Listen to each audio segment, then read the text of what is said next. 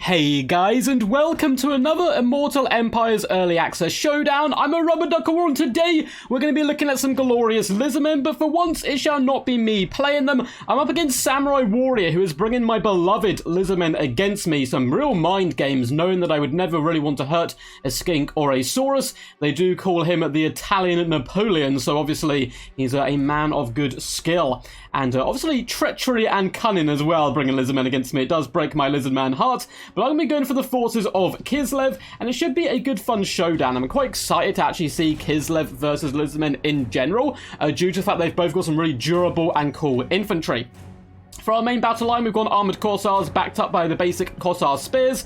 We also have a little Grom pushing forward, who's going to be a beautiful utility tool up against Lizardmen in general. We, of course, have Boris Urson, my favourite of the Kislev lords. Just looks fantastic. Should be able to go toe-to-toe with MAZDAMUNDI, Krokgar, you name it, he can basically attempt to take it on, particularly when he is leading his mighty warbears into action.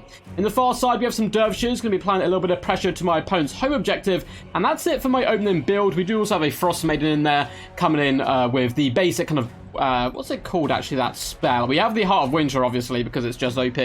But apart from that, we're coming in with the Ice Maiden Kiss. There we go.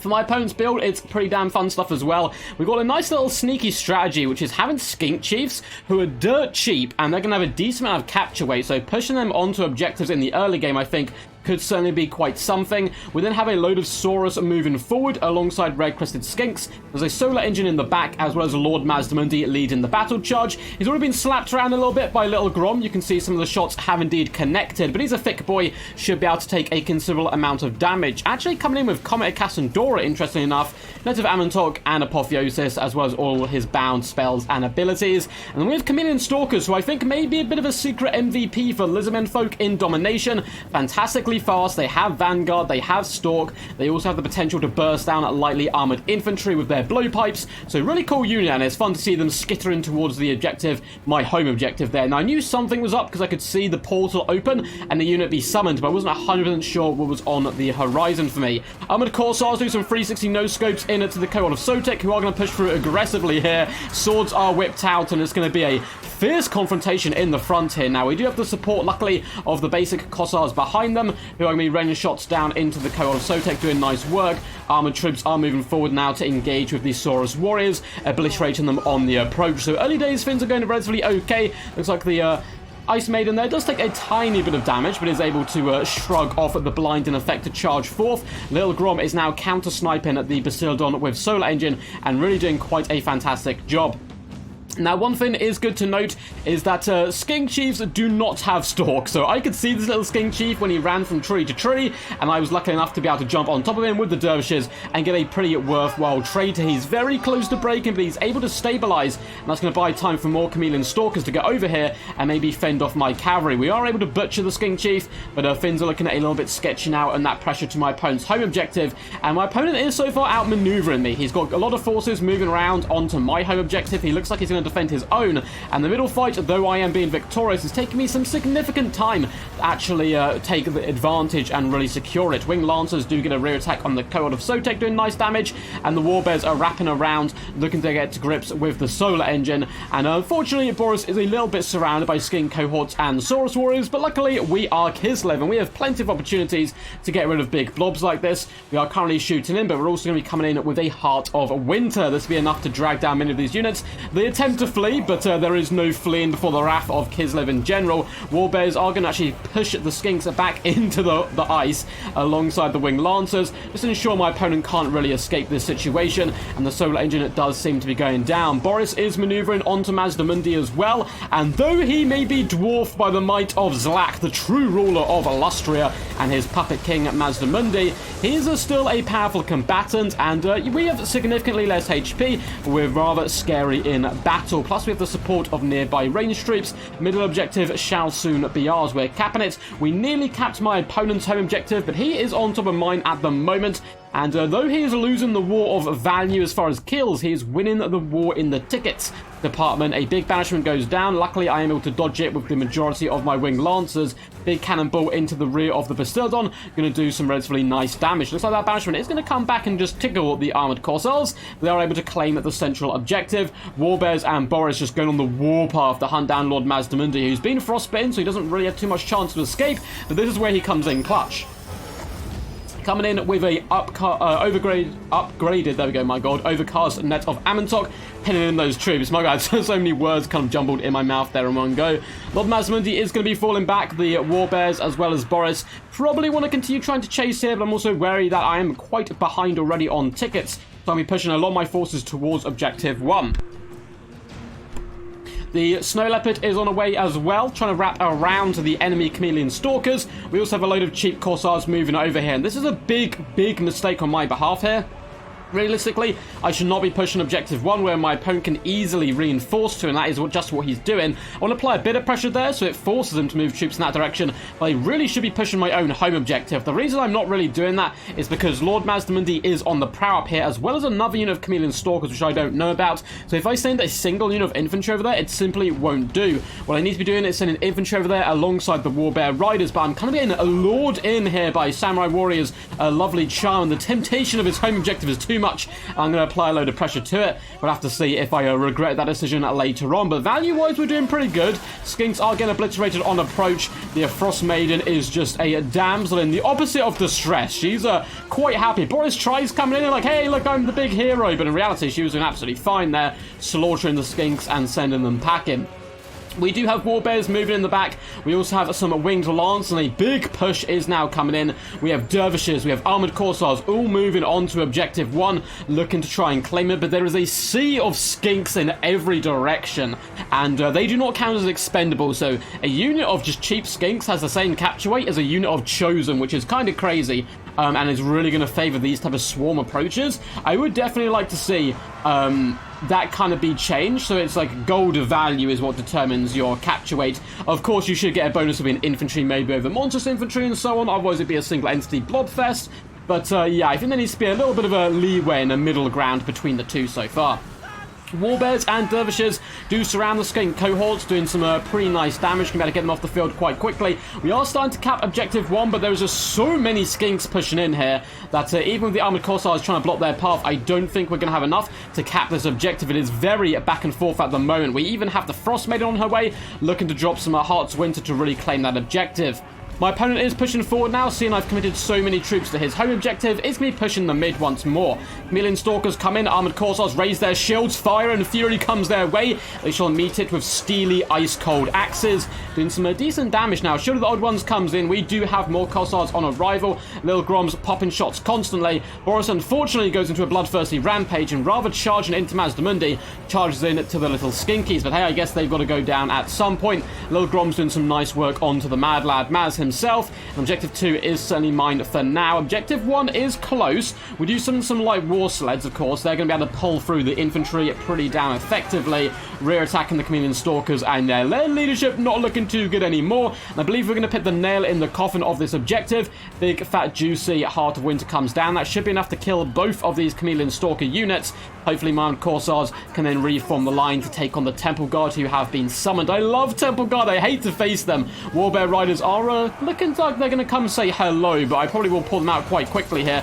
Temple Guard are incredibly scary to such troops, and they're jumping up and down in joy at the prospect of fighting Warbears. We do eventually claim Objective 1. My opponent's home objective is ours. Huzzah! Middle objective, though, is now under a bucket ton of pressure, once again because of the sheer weight of Skinks, who are starting to swarm forward here. Wing Lancers drive towards the Chameleon Stalkers. Should be able to finish them off relatively quickly. We do have a ruination of cities come down, and luckily it completely misses. Actually, takes down a couple of Skinks there, which I am rather happy about.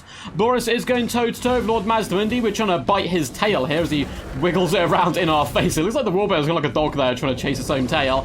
And Lord MAZDAMUNDI not having the best of days, but Apotheosis goes down. He's still relatively healthy. We are starting to lose the middle objective, but luckily for me, light war sleds are on arrival. Fantastic anti-infantry troops, but I'm going to have to move a lot of my troops again away from objective 1, and that's going to buy time for these red-crested skinks as well as Temple Guard to make their move. And now this is the problem with holding your opponent's objective rather than relying on holding your own, and this one is still completely unmolested the entire battle, which is a really bad play by me. But is my thinking behind was I was so close to capturing this objective, I just wanted to keep pushing and finally get it. That's kind of the trap you're in. You've got to learn to reposition your troops, and Samurai Warriors so far has done that far better than I have. The light war sleds, though, are doing pretty decent damage, and one thing going for me is I'm massively ahead on damage value. I've killed much more of my opponent's elite troops than he is of mine. Lord MAZDAMUNDI is surrounded by the Warbear Riders, ripping and tearing bloody chunks out of the scaly flesh. MAZDAMUNDI looks like he may indeed be going down here, and I'm once again going to start capping at the middle objective. We have dervishes moving in to help deal and just try to control the sheer amount of skinks. The Sarus aren't the problem here. It is simply the amount of enemies on the battlefield. Objective 2 is soon to be ours. There's almost no stopping this at any point. Objective 1 is still being held by us just about, though it is a hotly contested affair. Armored Corsairs as well as basic Corsairs struggling up against the red-crested skinks, and now the Temple Guard are indeed on the objective. We do have light war sleds on arrival, and wing lancers have their lances lowered, aiming at the chameleon stalkers, looking to overwhelm them and hopefully break them before they actually reach the main objective.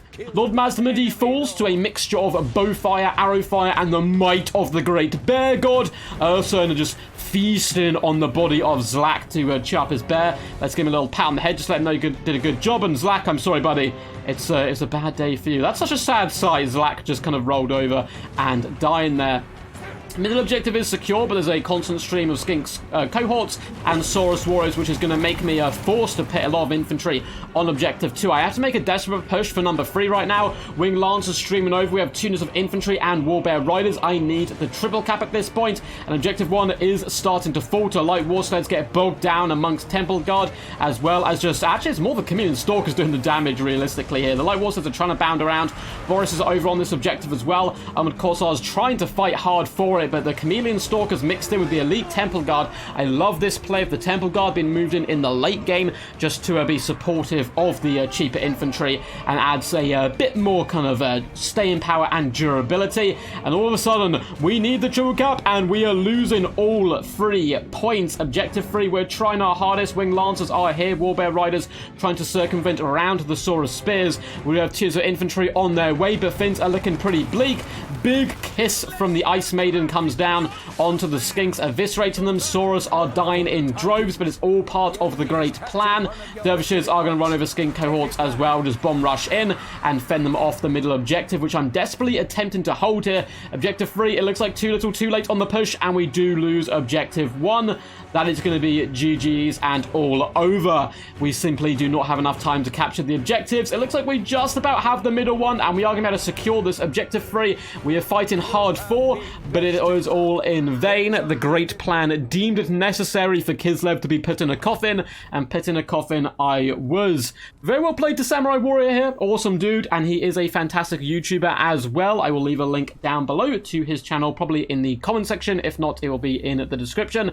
He does help run, I believe there's 2 guys who run like it's an Italian YouTube channel, so you guys will have to, it is done in Italian, so obviously you want to be know a little bit of Italian, although it could be a good place to pick up the language as well. You'll get good games as well as a bit of education at the same time. Lord MAZDAMUNDI, only 1.7k value though.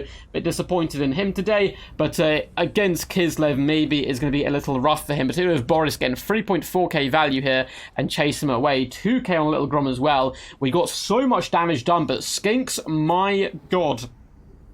Look at the tide.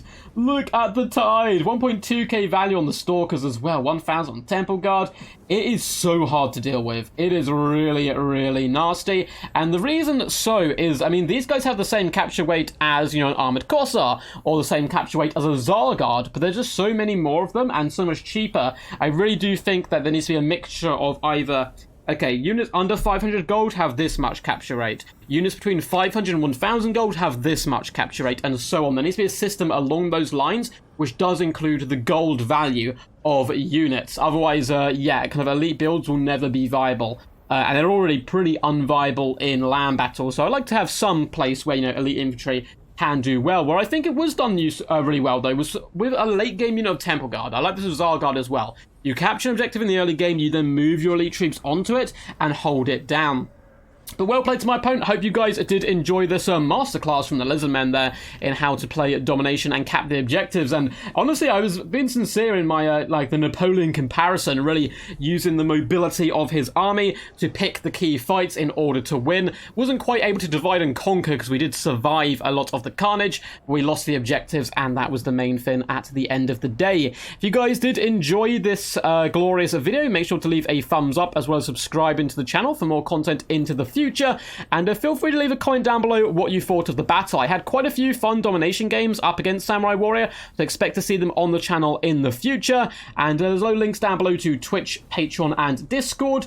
Discord is where you can submit replays, get involved in live streams and events. And yeah, you can also support the channel on Patreon financially, or by doing that by becoming a YouTube member if you fancy. Hope you guys have been enjoying all the Immortal Empires stuff. Probably going to be going down to 1 video a day relatively soon, maybe even today. We were going at 2 a day, going pretty ham, obviously, for the launch. But as the hype dies down, we're also going to wind back a bit and have some more spare time. But until next time, guys, peace, peace. And as always, stay awesome.